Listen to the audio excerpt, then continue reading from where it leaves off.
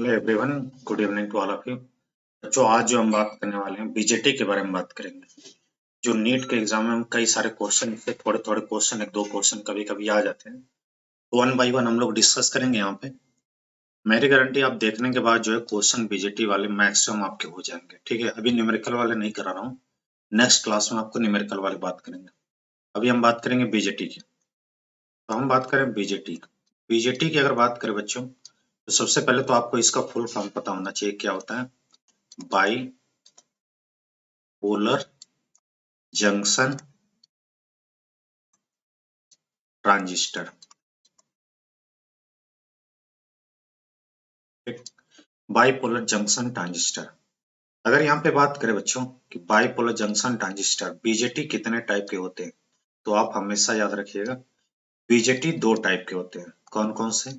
एक होता है PNP and second one is NPN. ठीक, यहाँ पे अगर बात करें, देखिएगा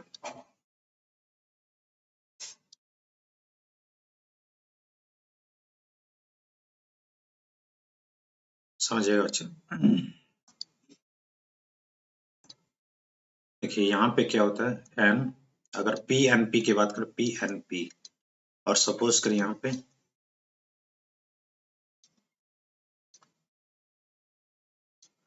एन पी।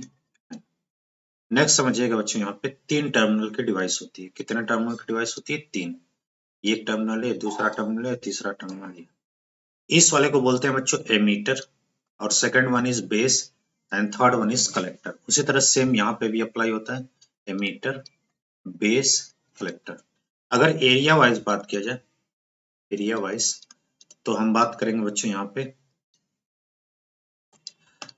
एरिया वाइज बात करें तो सबसे ज्यादा एरिया होता है कलेक्टर का, उससे कम होता है एमीटर का, और सबसे कम होता है बेस का। ठीक, अगर डोपिंग वाइज बात किया जाए तो डोपिंग सबसे ज्यादा होता है एमीटर का, उसके बाद होता है कलेक्टर का, सबसे लास्ट होता है बेस का। ये तो याद रखिएगा। अब देखिए बच्चों, जब दो टाइप के डिफरेंट मटेरियल को कंबाइन करते हैं तो एक जंक्शन का फॉर्मेशन होता है। जैसे मैं बात करूं, जब हम लोग क्या करते थे पी और एन को कंबाइन करते थे, तो एक तरफ पी था और दूसरे तरफ क्या था एन, तो ये पीएन जंक्शन बनाता था। क्या बनाता था? PN junction. ठीक, वही कहानी पे अगर कंटिन्यू करें हम लोग, तो यहाँ पे देखिए कितने जंक्शन है? एक जंक्शन है। कितने टर्मिनल है? दो टर्मिनल है। उसी तरह यहाँ पे देखिए कितने टर्मिनल है? तीन टर्मिनल की डिवाइस है। कितने जंक्शन है? दो जंक्शन है। कौन कौन सा सर? ये वाला अगर जंक्शन की बात करें बच्चों, तो ये वाला कौन सा जंक्शन है? ये है एमीटर बेस जंक्शन। इस जंक्शन की बात करें तो ये वाला कौन सा है? Collector base junction. ठीक, तो आप कभी भी आपसे पूछे कोई कि बीजेटी, सबसे पहले नाम बाइपोलर क्यों पड़ा? इसमें बच्चों इलेक्ट्रॉन और होल दोनों होते हैं, इसलिए इसका नाम पड़ा है बाइपोलर। बाई मतलब दो, पोलर मतलब दो टाइप के चार्ज करिए, इलेक्ट्रॉन और होल। ठीक, अब कोई पूछे कितने टर्मिनल की डिवाइस है, तो आप हमेशा बोलेंगे तीन टर्मिनल की डिवाइस है। जैसे पीएन जंक्शन दो टर्मिनल की डिवाइस है, उसी तरह यहाँ पे बीजेटी कितने टर्मिनल की डिवाइस है? तीन। अगर कोई पूछे आपसे कि कितने जंक्शन है, तो आप बोलेंगे दो जंक्शन है। कौन कौन सा जंक्शन है? एक एमीटर बेस जंक्शन है और दूसरा कौन सा है? Collector base junction. ठीक, सेम, चाहे आइदर एनपीएन हो चाहे पीएनपी, दोनों के लिए सेम कंडीशन है यहाँ पे। अब आता है बात बच्चों यहाँ पे नेक्स्ट क्वेश्चन, कई सारे जो एग्जाम में आपके आए हुए हैं, इसको आपको याद रखना है। ठीक है, याद रखिए एमीटर जो है हमेशा इलेक्ट्रॉन या होल चार्ज कैरियर को इंजेक्ट करता है किधर की तरफ? कलेक्टर की तरफ। ठीक, बेस जो है एक मीडिएटर का काम करता है। ठीक, फ्लो को कंट्रोल करता है। जैसे मैं कहूँ आपके पास एक ऐसा नल है, ठीक, यहाँ पे एक टैब लगा दीजिए, यहाँ से आपका जा रहा है, ये एमीटर है, यहाँ पे कलेक्टर है, और ये आपका बेस की तरह कंट्रोल कर रहा है आपके फ्लो को। ठीक है, तो यहाँ पे बच्चों आपको पता चल गया, क्या क्या पता चला? तीन टर्मिनल के डिवाइस है, दो जंक्शन है। ठीक है, एक कौन सा है? एमीटर बेस जंक्शन, दूसरा कौन सा है? Collector base junction. ठीक, इतना आपको पॉइंट क्लियर है। अब मैं कुछ चीजें जो अल्फा बीटा गामा में कभी कभी क्वेश्चन आते हैं उससे रिलेटेड थोड़ा सा पॉइंट पे आ रहा हूँ। हालांकि ये लगभग जो है बीजेटी में पढ़ाता हूँ 20 घंटे के आसपास, लेकिन अभी मैं वो पॉइंट बता रहा हूँ जो आपके नीट के लिए इंपॉर्टेंट है, अदरवाइज और किसी एग्जाम के लिए नहीं। बहुत डिटेल में बात होगी कैसे इलेक्ट्रॉन होल मूव करते हो, बात की बात है। अभी बस आपके एग्जाम के प्रोस्पेक्टिव से बता रहा हूँ। ठीक है, अब ध्यान सुनिएगा। नेक्स्ट यहाँ पे बात करें हम, ठीक है, कुछ कॉन्फ़िगरेशन यूज किए जाते हैं बीजेटी के अलग अलग एप्लीकेशन में, ठीक है।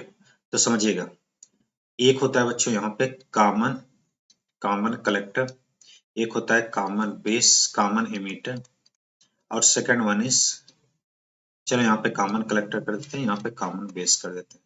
तीन कॉन्फ़िगरेशन यूज किए जाते हैं, ठीक। कौन कौन से? Common base, common emitter, common collector. अब बच्चों जो आपके एग्जाम में आया हुआ है, कैसे आप याद रखेंगे इसको, ये मैं जो बता रहा हूँ इसको ध्यान रखिएगा बस आप, ठीक है, समझिएगा। डिफरेंट टाइप के कॉन्फ़िगरेशन है या डिफरेंट टाइप के कनेक्शन है जो डिफरेंट एप्लीकेशन में यूज करते हैं इस तरह से, ठीक है। ऑलरेडी आपको पता है तीन टर्मिनल है, कौन कौन से? Emitter, base, collector. Emitter, base, collector, ठीक। अब यहाँ पे बात करें बच्चों, एक चीज याद रखिएगा क्या, देखिए बेस है बच्चों, तो बेस को मिडिल में कर दीजिए, कॉमन है। एमीटर है तो यहाँ पे एमीटर को मिडिल में कर दीजिए, कलेक्टर है तो यहाँ पे मिडिल कर दीजिए। जैसे नहीं कि आपके दो लोग बैठे हुए हैं और आप पूछ रहे हैं, दोनों के पास ब्लू पेन तो है, ब्लैक पेन नहीं है, तो आप क्या कहेंगे कि ब्लैक पेन को बीच में रख दीजिए, जैसे यूज होगी वैसा यूज कर लेंगे, तो वो कॉमन हो गया दोनों के बीच में। तो उसी तरह बच्चों यहाँ पे जो कॉमन बेस है, तो इनपुट आउटपुट के बीच में कॉमन कौन सा है? बेस। यहाँ पे एमीटर, यहाँ पे कलेक्टर। अब नेक्स्ट पॉइंट समझिएगा बच्चों, आपको ये हमेशा के लिए याद हो जाएगा, कभी नहीं भूलोगे अपने लाइफ में, ठीक, समझिएगा, समझिएगा बच्चों। देखिए कॉमन बेस के जो मिडिल में होता है बेस। अब ये यहाँ बचा क्या? कलेक्टर और बेस, तो यहाँ पे रख दीजिए कलेक्टर, यहाँ पे रख दीजिए बेस। यहाँ पे एमीटर हो गया।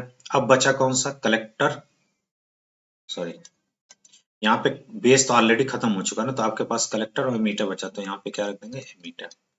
यहाँ पे देखिए बच्चों, यहाँ एमीटर हो चुका, तो यहाँ पे क्या बचा? कलेक्टर, और यहाँ पे क्या कर देंगे? बेस।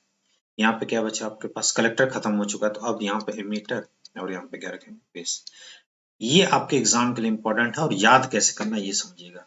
आपको कोशिश करना है बच्चों, कोशिश करना है कि आउटपुट में, इधर साइड आउटपुट है और यहाँ पे क्या है? इनपुट है।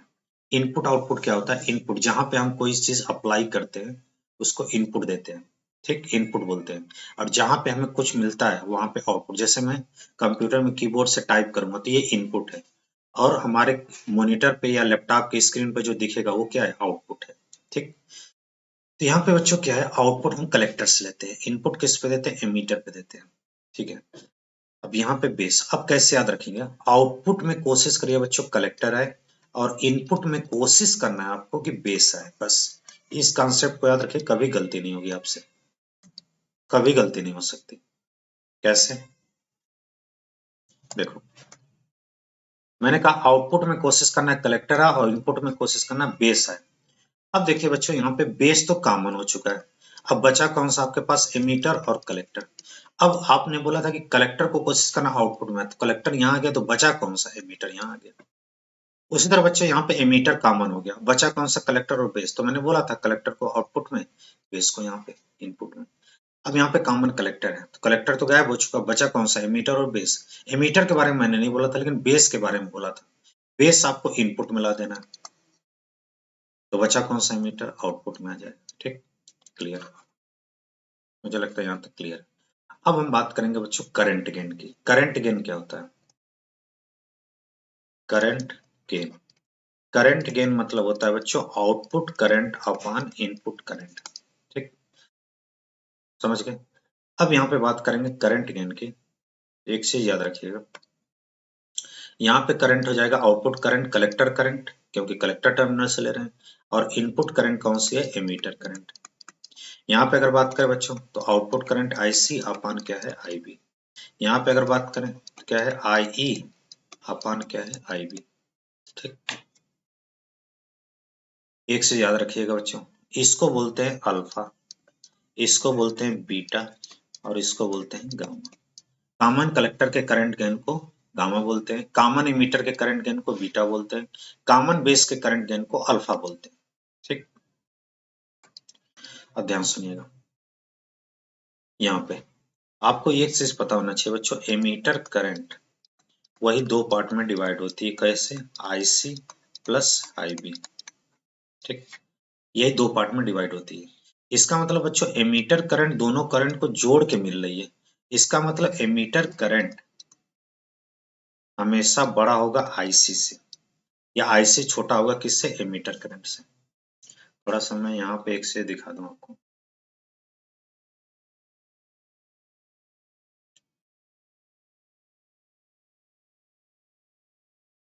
एनपीएन की बात करें तो एनपीएन ट्रांजिस्टर का सिंबल कुछ इस तरह से होगा, ये होगा कलेक्टर, ये होगा बेस, और ये होगा एमीटर। जिसमें एरो रहेगा हमेशा वो एमीटर टर्मिनल होगा, ठीक। और पीएनपी की बात करें तो एरो अंदर की तरफ रहेगा।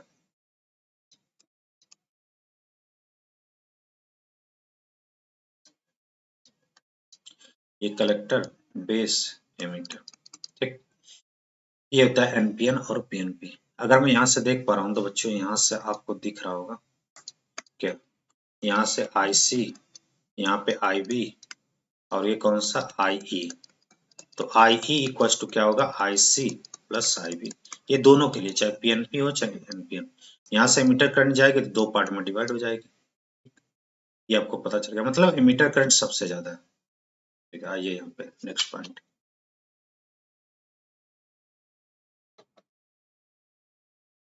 अब देखिए सिंपली, हाँ, अब यहाँ पे आ जाइए सिंपली, IC इक्वल टू, यहाँ पे हम लिख सकते हैं IC equal to beta IB।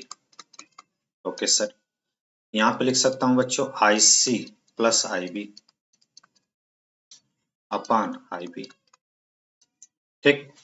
अगर मैं डिवाइड कर दूं यहाँ से तो मुझे लगता है तुम कहोगे 1 प्लस IC अपान IB, मतलब हम क्या लिख सकते हैं? 1 प्लस बीटा, मतलब गामा इक्वल टू क्या हो गया? 1 प्लस बीटा, ठीक। अब यहाँ पे अब बात करें बच्चों IC इक्वल टू क्या लिख सकते हैं? कोई भी आप जैसे भी टर्म लिखना है लिखिए।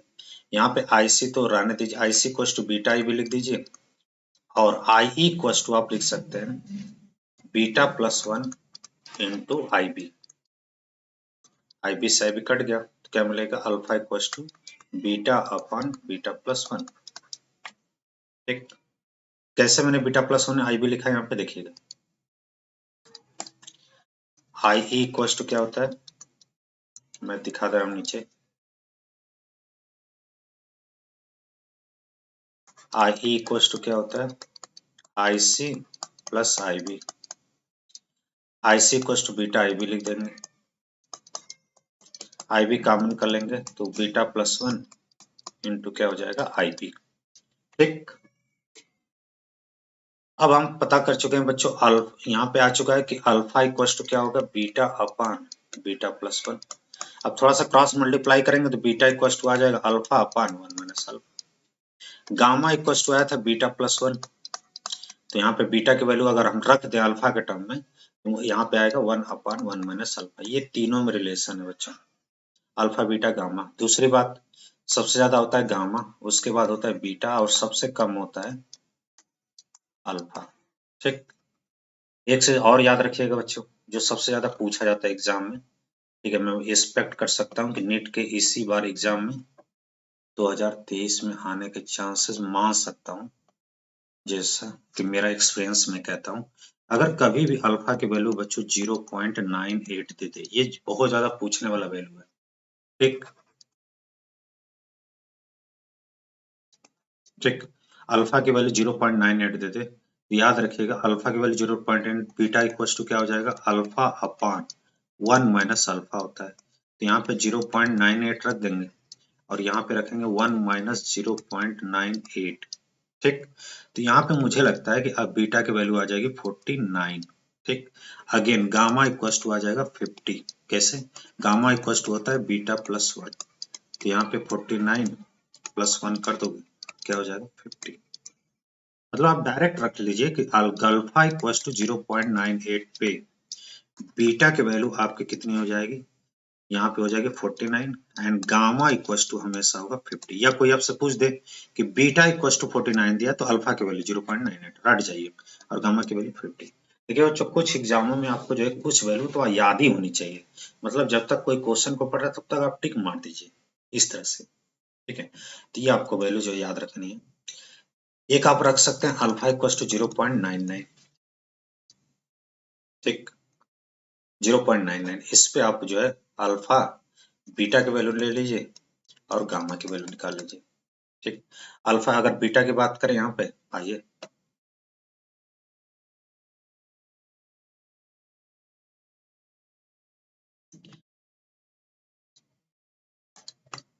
Alpha equal to 0.99, beta equal to क्या होगा alpha upon 1 minus alpha 0.99 upon 1 minus 0.99, ठीक है। आप कैलकुलेट कर सकते हैं यहाँ पे, तो यहाँ पे आ जाएगा बच्चों 99। कैसे 0.01 आएगा, यहाँ पे 99 आ जाएगा और गामा की वैल्यू क्या हो जाएगी 100, ठीक। एक बार चेक कर सकते हैं फटाफट।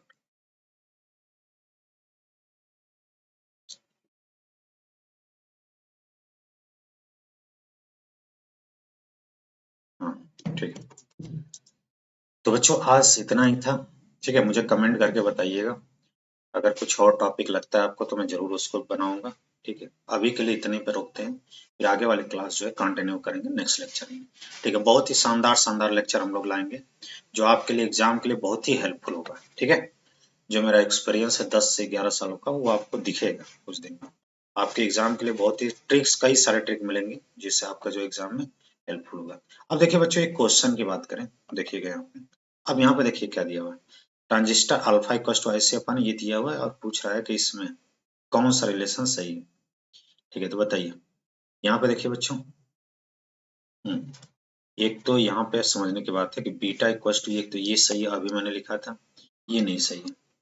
क्यों? क्योंकि बीटा की वैल्यू अगर अल्फा अपान 1 प्लस अल्फा है तो यहाँ पे डिनोमिनेटर न्यूमरेटर से ज्यादा है तो बीटा की वैल्यू 1 से कम आ जाएगी, जो कभी नहीं होती। अल्फा की वैल्यू 1 से कम आती है, ठीक।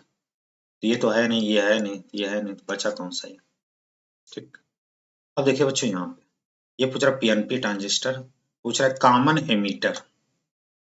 अब देखिए आउटपुट कहाँ पे दिया जाए, कॉमन एमीटर की बात करें तो हम लोग क्या बात किए थे, एमीटर यहाँ होगा, आउटपुट से क्या लेंगे कलेक्टर और यहाँ पे क्या होगा बेस। बेस पे क्या देंगे इनपुट और आउटपुट लेंगे कलेक्टर से, ठीक। तो यहाँ मैं देख पा रहा हूँ, समझिएगा, देखिए इनपुट हम कहाँ दे रहे हैं बेस पे, ठीक है। इसमें भी दे रहे हैं, इसमें भी दे रहे हैं, ठीक है। एमीटर तो दोनों में रहेगा, देखिए एमीटर दोनों में रहना चाहिए, यहाँ पे नहीं है, यहाँ पे केवल इनपुट साइड है, ठीक है। यस, तो ये तो है नहीं, एमीटर दोनों में होना चाहिए क्योंकि कॉमन है ना एमीटर, देखिए दोनों में एमीटर होना चाहिए, ठीक। और आउटपुट देखिए कलेक्टर से ले रहे हैं और इनपुट तो कौन सा ऑप्शन होगा सेकंड वाला, ठीक। थोड़ा सा एनालिसिस करना पड़ेगा इसको, ठीक है। तो ये थोड़ा सा 12th के लिए बहुत टफ हो जाता है, ठीक है, क्योंकि ये बीटेक वीटेक में भी थोड़ा सा चीजें आइडिया दी जाती है, लेकिन ये कोई नहीं, आप थोड़ा सा ध्यान देंगे तो आपके क्वेश्चन हो जाएंगे, ठीक है। तो आज के लिए बस इतना ही, मिलते हैं नेक्स्ट क्लास में कुछ और लेक्चर, शानदार लेक्चर के साथ। आज के लिए बस इतना ही, थैंक यू सो मच।